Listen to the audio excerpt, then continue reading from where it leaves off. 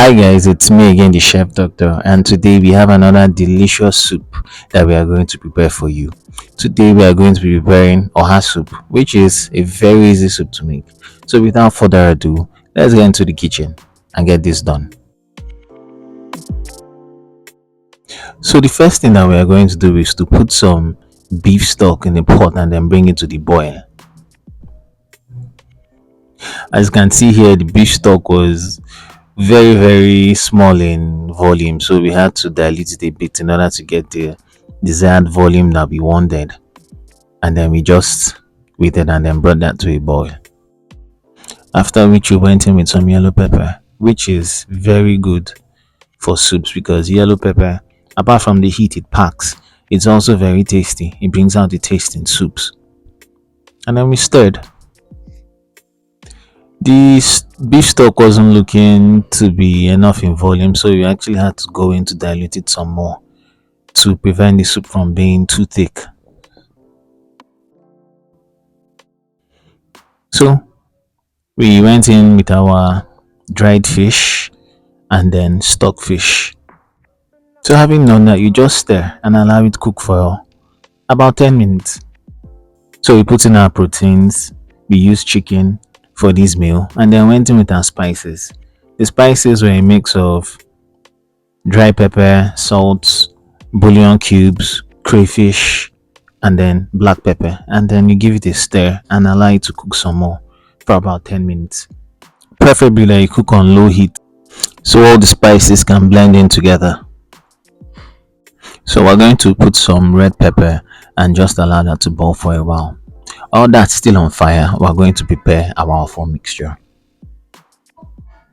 To do that, we're going to get some palm oil, about a cup of palm oil, put it in a pan and then heat up the palm oil, and then when it's very hot, we're going to take it down and then introduce our Ofor.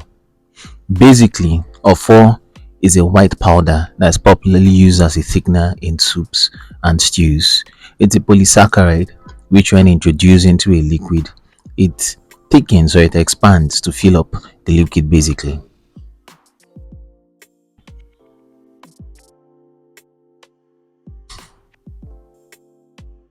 So that's our oil. We're going to mix the Ofor in a plate or a bowl.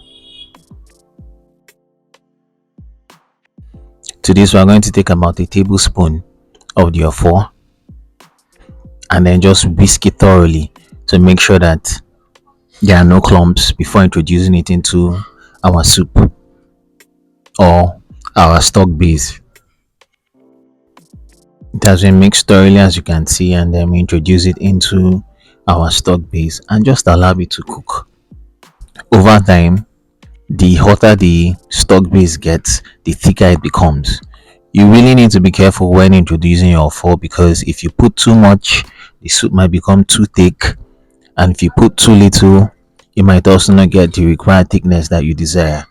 But for us here, we were making a light soup. We wanted the consistency to be a bit light, so we just put about a tablespoon of Ofor into our soup and then we just let it cook.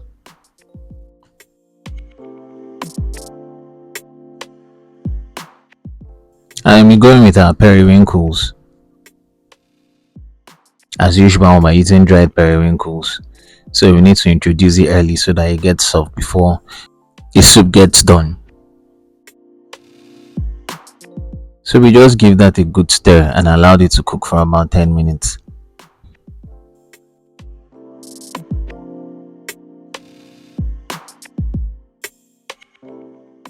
And as it cooked, you notice that over time it became thicker, and at this point in time I think we liked the consistency. It wasn't too thick and it wasn't also too light, so we went in with our Uziza leaves first before introducing our OHA leaves. And the soup is as good as ready. You just give it a stir, leave it to cook for about 5 more minutes, and there you have it. OHA soup in all its glory. Simple, easy, but delicious.